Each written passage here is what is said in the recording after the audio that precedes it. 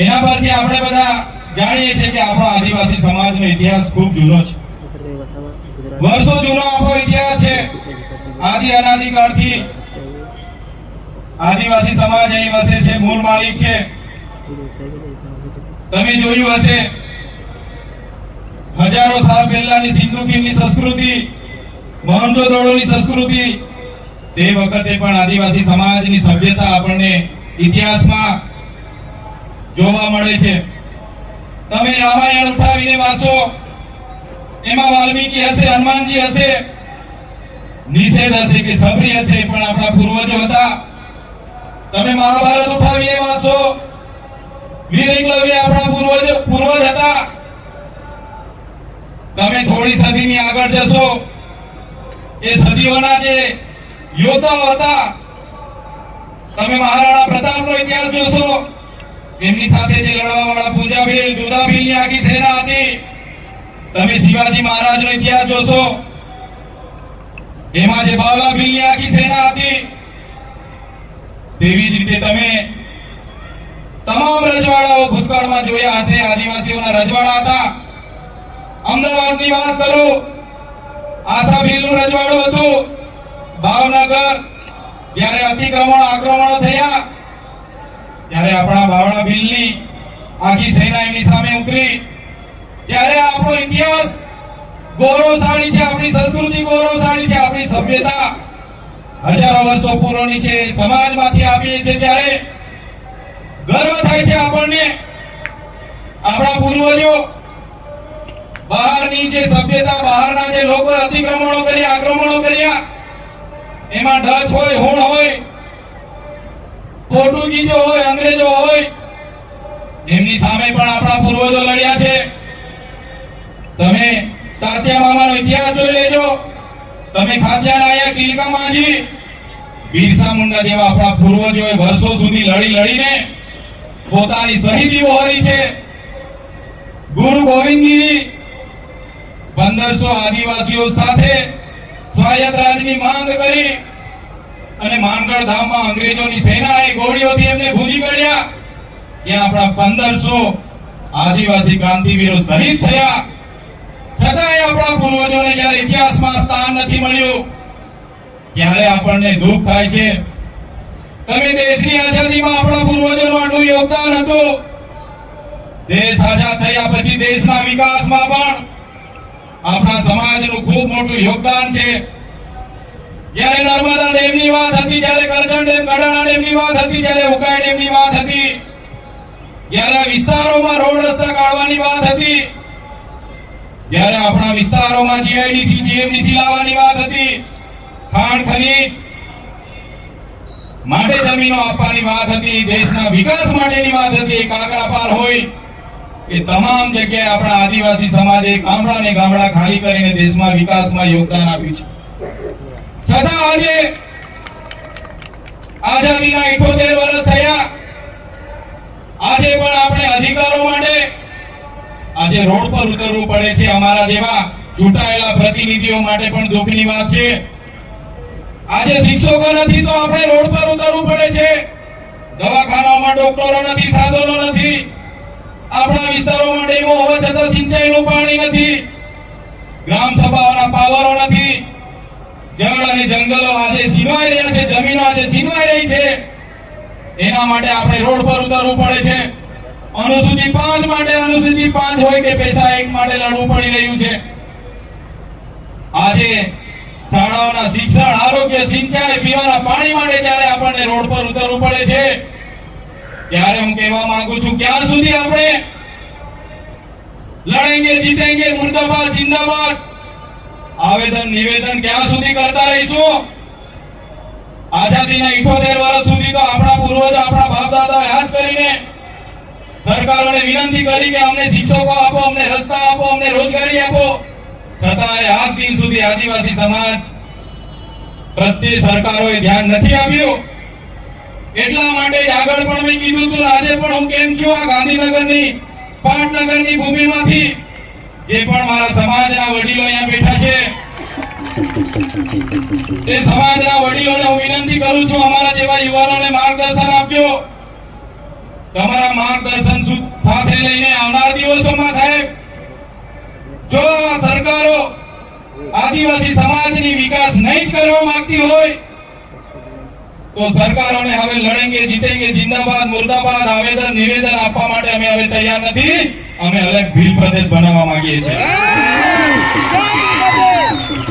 અમારો ભીલ પ્રદેશ હતો, દેશ આઝાદ થયો અને એ ભીલ પ્રદેશને રાજસ્થાન, મધ્યપ્રદેશ, મહારાષ્ટ્ર અને ગુજરાતમાં વેચી દેવામાં આવ્યો છે. આજે પણ અમારા ચારો રાજ્યમાં વહેંચાયેલો ભીલ પ્રદેશ આજે પણ અમારી રહેણી કહેણી, અમારી સંસ્કૃતિ, અમારી પરંપરા, અમારી બોલી ભાષા, આજે પણ અમારા સામાજિક પ્રસંગો, આજે પણ દરેક રાજ્ય સાથે અમારા રોટી બેટીના વ્યવહારો છે. વડીલો અહીંયા બેઠા છે, એ સમાજના વડીલોને હું વિનંતી કરું છું, અમારા જેવા યુવાનોને માર્ગદર્શન આપજો. તમારા માર્ગદર્શન સાથે લઈને આવનાર દિવસોમાં સાહેબ જો આ સરકારો આદિવાસી સમાજની વિકાસ નહીં જ કરવા માંગતી હોય તો સરકારોને હવે લડેંગે જીતેંગે જિંદાબાદ મુર્દાબાદ આવેદન નિવેદન આપવા માટે અમે હવે તૈયાર નથી. અમે અલગ ભીલ પ્રદેશ બનાવવા માંગીએ છીએ. અમારો ભીલ પ્રદેશ હતો, દેશ આઝાદ થયો અને એ ભીલ પ્રદેશને રાજસ્થાન, મધ્યપ્રદેશ, મહારાષ્ટ્ર અને ગુજરાતમાં વેચી દેવામાં આવ્યો છે. આજે પણ અમારા ચારો રાજ્યમાં વહેંચાયેલો ભીલ પ્રદેશ આજે પણ અમારી રહેણી કહેણી, અમારી સંસ્કૃતિ, અમારી પરંપરા, અમારી બોલી ભાષા, આજે પણ અમારા સામાજિક પ્રસંગો, આજે પણ દરેક રાજ્ય સાથે અમારા રોટી બેટીના વ્યવહારો છે. એટલા માટે જે 13 જિલ્લાઓ મધ્યપ્રદેશ, 12 જિલ્લાઓને રાજસ્થાન, 14 જિલ્લાઓ ગુજરાતમાં છે, 12 જિલ્લાઓ નંદુરબારથી લઈને પાલઘર સુધીના મહારાષ્ટ્રમાં છે. આજે પણ અમારા એકબીજા સાથેના નાતા જાતા રોટી બેટીના વ્યવહારો છે. ત્યારે અગર આ સરકારો આદિવાસીનો વિકાસ નથી કરવા માંગતી તો અમારો ભીલ પ્રદેશ અમે બનાવીશું, એની રાજધાની કેવડિયા બનાવીને અમે રહીશું. કેવડિયા એટલા માટે બનાવીશું સાહેબ, કેવડિયામાં આપણી ખૂબ મોટી જમીનો છીનવાઈ રહી છે. નર્મદા ડેમમાં આપણા ગામડાઓ વિસ્થાપિત થયા છે. ત્યાં વીજળીનું ઉત્પાદન થાય છે. છોટાઉદેપુરમાં રેતીની ખાણો છે, ઝઘડિયા રાજવાડીમાં લિગ્નાઇટની ખાણો છે. આપણી પાસેથી બધું છીનવાઈ રહેલું છે ને આદિવાસી સમાજને કોઈ પૂછતું નથી. એટલા માટે અલીરાજપુર જાંબુવાને પણ નજીક પડશે, મહારાષ્ટ્ર નંદુરબારથી લઈને પાલઘરને પણ નજીક પડશે, ગુજરાતના અંબાજીથી ઉમરગામ સુધીના લોકોને પણ સેન્ટરમાં પડશે અને રાજસ્થાનના લોકોને પણ સેન્ટરમાં પડશે. આ સરકારો જો વિકાસ કરવા નહીં માંગશે તો અમે જે લડાઈ લડવી પડશે તે લડીશું. કેવડિયાને રાજધાની બનાવીશું ને અલગ રાજ્ય ભીલ પ્રદેશ બનાવીને રહીશું. આ અમારા અધિકારો છે, સંવિધાને આપેલા અધિકારો છે. સંવિધાનના આર્ટિકલ તમે વાંચી લેજો. જે રીતે તેલુગુ લોકોનું તેલંગાણા બન્યું, તમિલ લોકોનું તમિલનાડુ બન્યું, મરાઠાઓનું મહારાષ્ટ્ર બન્યું, ગુજરાતીઓનું ગુજરાત બન્યું, નાગા લોકોનું નાગાલેન્ડ બન્યું, પંજાબીઓનું પંજાબ બન્યું, ઝારખંડ બન્યું, છત્તીસગઢ બન્યું. એવી જ રીતે અમે આદિવાસી ભીલોને અલગ ભીલ પ્રદેશ આપો, અમે અમારો વિકાસ કરી લઈશું. જે રીતે અમેરિકામાં આપણા કરતા ઓછી વસ્તી છે છતાં 50 રાજ્યો છે, ત્યારે દેશમાં આજે 28 રાજ્યો અને 8 કેન્દ્ર શાસિત પ્રદેશો છે. 29મું રાજ્ય ભીલોનું બને, આદિવાસીઓનું બને, એમાં કોઈ પણ પાર્ટી, કોઈ પણ સરકારોને એ બાબતે વિરોધ નહીં હોવો જોઈએ. અમારા આદિવાસીઓને અલગ રાજ્ય આપી દેવું જોઈએ. આજે આ મૂળ માલિકો સાથે આટલા બધા અન્યાય થાય છે. આજે દેશમાં 8% આદિવાસી વસે છે. આજે ગુજરાતમાં 15% આદિવાસી વસે છે. પણ સારી શાળાઓ નથી આપવામાં આવતી, સારા શિક્ષકો નથી આપવામાં આવતા, સારી સુવિધાઓ નથી આપવામાં આવતી. એટલા માટે અમારા છોકરાઓ આજે છોકરાઓમાં ટેલેન્ટ છે, સ્કિલ છે, પણ આપણા છોકરાઓ ભણી નથી શકતા. આજે 15% વસ્તી છે. તમે મને બતાવો આ ગાંધીનગરના સચિવાલયમાં 100 માંથી 15 સેક્રેટરી આદિવાસી છે? નથી. આઈપીએસ આઈએસ 100 માંથી 15 આપણા છે? નથી. તલાટી, મામલતદાર, ટીડીઓ કે કલેક્ટર 100 માંથી 15 આદિવાસી હોવા જોઈએ તે આજે નથી. તમે કોર્ટમાં જોઈ લેજો, ન્યાય પ્રણાલિકામાં 1500 માંથી 15 આદિવાસી હોવા જોઈએ. આજે તમે ગણીને જોશો તો ન્યાય પ્રણાલિકામાં પણ આદિવાસીઓ નથી.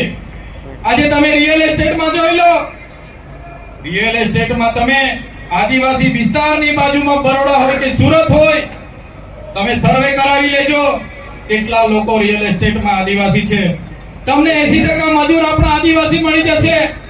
એવી વ્યવસ્થાઓ સરકારોએ કરેલી છે. એટલા માટે કહીએ છીએ, જો આદિવાસી સમાજનો આવનાર દિવસમાં આ લોકો વિકાસ કરવા નહીં માંગશે, તે દિવસે અમે સંવાદ પણ સાઈડ પર મૂકીશું, સંવિધાન પણ બાજુ પર મૂકીશું.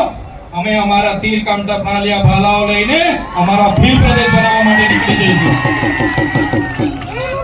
ક્યાં સુધી લડેંગે જીતેંગે, ક્યાં સુધી સરકાર મુર્દાબાદ જિંદાબાદ, ક્યાં સુધી આવેદન નિવેદન અમે પણ એ કરીશું, આવનારી પેઢી પણ એ જ કરશે. આદિવાસીનું અસ્તિત્વ ખતમ થઈ જશે. એટલે નાના મોડે મોટી વાત છતાંય આજે અમને આમંત્રણ આપ્યું અને મારા તમામ સાહેબ મિત્રો, બુદ્ધિજીવી લોકો દર વર્ષે અહીંયા ખૂબ સરસ આયોજન કરે છે. હું ધારાસભ્ય નહોતો ત્યારે પણ આ કાર્યક્રમમાં, દરેક કાર્યક્રમમાં ડોક્ટર પ્રદીપ ગરાસિયા સાહેબ અમને સૂચન કરે અને અમે પહોંચી જતા હતા.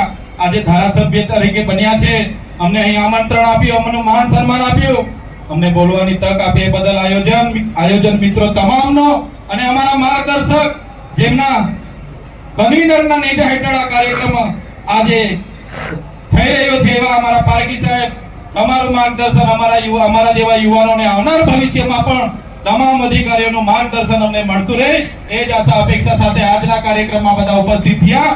બધાને મારા જોહાર, ધન્યવાદ.